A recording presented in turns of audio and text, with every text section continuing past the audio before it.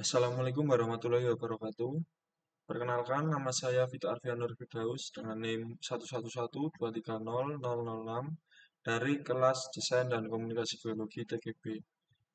Pada video kali ini saya akan menjelaskan hasil dari referat yang saya buat yang berjudul Perilaku Tak Terdrainase Abu Vulkanik Jatuhan Udara dan Sifat Mekanik Tanah Piroklastik di Wilayah Campania, Italia Selatan. Untuk outline yang akan saya bawakan, yang pertama latar belakang, selanjutnya tujuan dan ruang lingkup, material dan metode penelitian, hasil, dan yang terakhir kesimpulan. Sebagai latar belakang, kondisi alam dan ancaman yang terjadi di wilayah penelitian, abu vulkanik jatuhan udara tersebar luas di lereng-lereng Campania, Italia Selatan. Material ini bisa setebal 2-3 meter dalam kondisi tidak jenuh.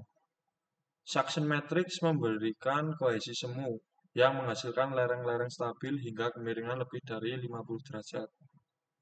Nah, saat curah hujan tinggi, suction berkurang, yang menyebabkan kejenuhan meningkat dan menghasilkan longsoran aliran atau flowshed yang cepat dan destruktif.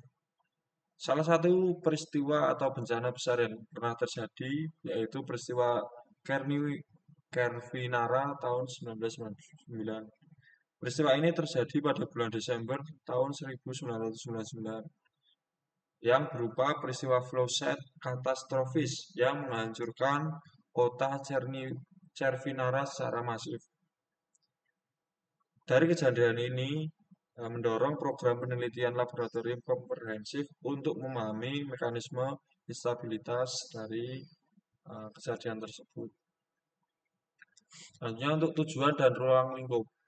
Yang pertama tujuan dari referat ini yang pertama merangkum dan mensintesis hasil kajian dari Picarelli et al. Tahun 2020 dan Picarelli et al. Tahun 2007. Yang kedua mengidentifikasi mekanisme instabilitas tak terdrainase abu vulkanik di Campania. Yang terakhir mengkaji implikasinya bagi mitigasi risiko longsoran. Untuk ruang lingkup sendiri, dari material berupa abu vulkanik jatuhan udara atau airfall volcanic ash di Cervinara Campania, Italia Selatan. Untuk metode yang digunakan yaitu uji triaksial tak terdrainase, isotropis kompresi atau CIU-C, isotropis ekstensi atau CIU-E, dan anisotropis kompresi atau CAUC. Untuk parameter utama yaitu rasio kekosongan atau E, tekanan konsolidasi atau P aksen 0, dan jalur tegangan. Untuk hasil yang pertama yaitu uji kompresi isotropis atau CIUC. Berdasarkan grafik yang ada, grafik hasil uji triaksial kompresi tak terdrainase pada spesimen tak terganggu dari 6 lokasi di Campania didapatkan beberapa hasil. Yang pertama, parameter uji berupa plot hasil uji kompresi triaksial atau CIU pada abu vulkanik. Plot ini membandingkan tegangan efektif rata-rata atau P aksen yang diplot pada suhu X dan terhadap tegangan deviator atau Q yang diplot pada sumbu Y. Respon brittle yaitu E lebih dari 1,5 menunjukkan perilaku strain softening. Terjadi penurunan kuat geser drastis pasca puncak akibat akumulasi tekanan air pori berlebih. Sedangkan untuk respon ductile E sama dengan 1,2 sampai 1,5 menunjukkan perilaku strain hardening, yaitu tegangan deviatorik meningkat secara monoton tanpa adanya kenuntuan mendadak. Selanjutnya konvergensi SSL atau steady state line. Seluruh lintasan tegangan atau stress path bermuara pada garis kondisi tunak yang unik dengan sudut geser dalam efektif atau P aksen 38 derajat terlepas dari rasio pori awal spesimen. Selanjutnya garis instabilitas dan daerah instabilitas. Berdasarkan grafik garis instabilitas IL IL1 dan IL2 untuk daerah instabilitas rasio kekosongan E 1,5 sampai 1,6 dan E 1,8 sampai 2. Dapatkan hasil yang pertama, dua pola respon berdasarkan rasio kekosongan. Amplop kekuatan puncak spesimen sangat longgar membentuk IL di bawah SSL. Untuk daerah antara SSL dan IL disebut sebagai zona instabilitas, di mana material di zona ini rentan kehilangan kekuatan tiba-tiba. Kemiringan IL berbanding terbalik dengan rasio kekosongan, di mana semakin longgar, semakin lebar zona instabilitas. Untuk hasil yang kedua, dua respon berdasarkan rasio kekosongan. Untuk rasio kekosongan atau nilai E yang lebih dari sama dengan 1,8, kemiringan IL-nya sama, yaitu sudut gesek mobilize hanya kurang lebih 29 derajat. Sedangkan untuk SSL itu berada di angka 38 derajat. Artinya, material kehilangan sekitar 24% kekuatan gesernya, bahkan sebelum mencapai steady state. IL tidak bergantung pada riwayat tegangan, apakah itu isotropis atau anisotropis, melainkan hanya pada E akhir konsolidasi. Selanjutnya, hubungan dengan kondisi lapangan. Mengapa fluset terjadi di Campania, Italia Selatan ini?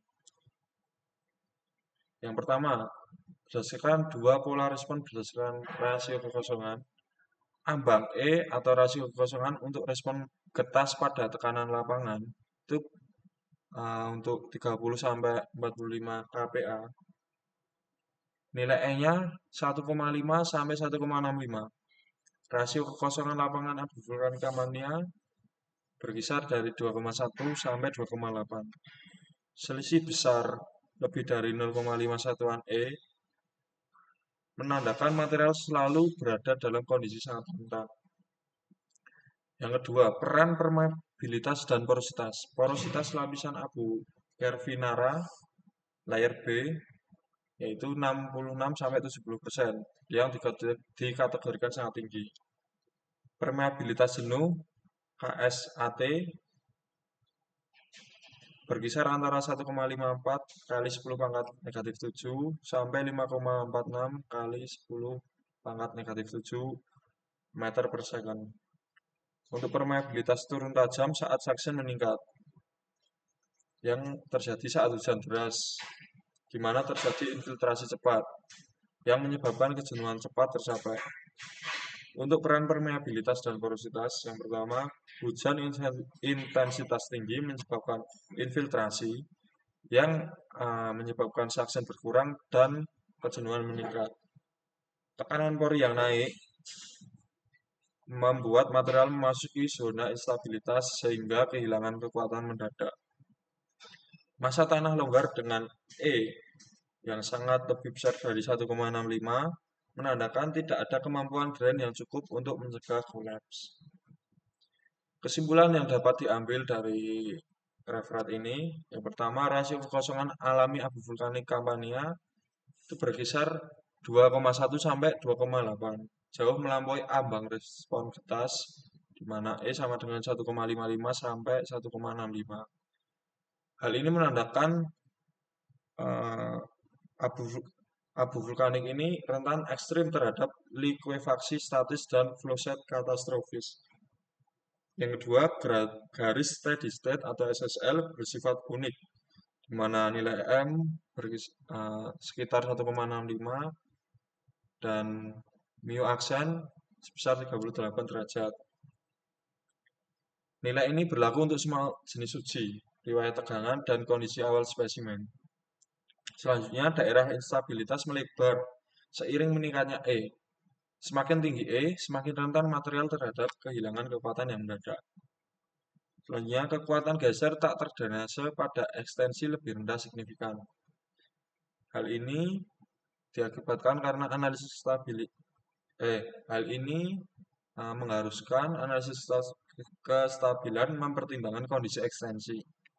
Dan yang terakhir, riwayat tegangan isotropis versus anisotropis tidak memengaruhi SSL dan IL. Keduanya sepenuhnya ditentukan oleh akhir konsolidasi. Lalu implikasinya kepada mitigasi resiko, pemantauan curah hujan real time sangat dibutuhkan untuk sistem peringatan dini. Analisis kestabilan lereng harus menggunakan parameter dari uji ekstensi, bukan hanya kompresi. Yang terakhir, perlu mempertimbangkan reduksi suction metric dalam model kerentanan lereng. Sekian penjelasan referat dari saya, kurang dan lebihnya saya mohon maaf. Wassalamualaikum warahmatullahi wabarakatuh.